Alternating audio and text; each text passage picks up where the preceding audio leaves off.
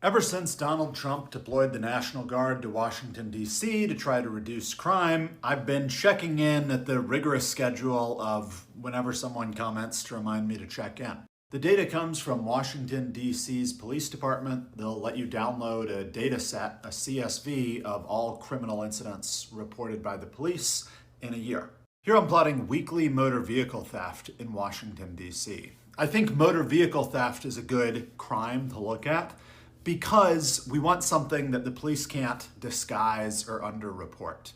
And if your car is stolen, you're going to report that to your car insurance, and your car insurance is going to check that there's a police report of your car being stolen. So there are third parties verifying motor vehicle theft.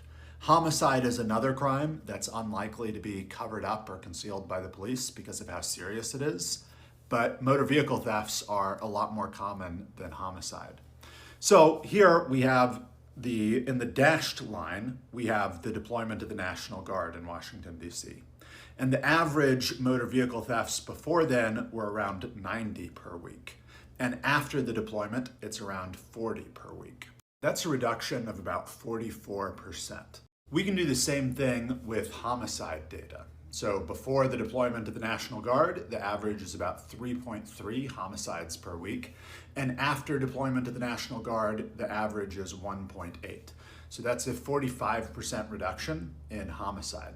Now, perhaps crime always slows down, coincidentally, at this moment. To check that, I got data all the way back to 2020 from the same source. On the x-axis, we have number of weeks in the year. So the first week in the year, the second week in the year, and so on. The red line is the line for 2025, and the faint gray lines are all the other years, except for 2025. Again, in dashed blue, we have the week of the year that the National Guard was deployed.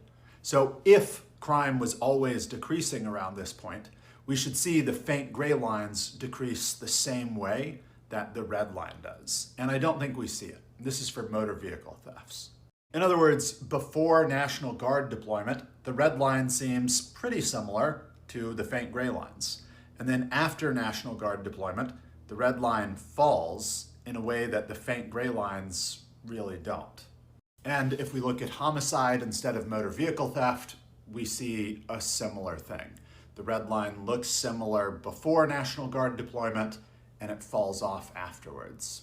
So did Trump deploying the National Guard reduce crime in Washington, D.C.?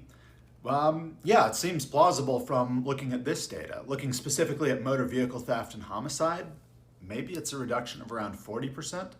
In the previous video,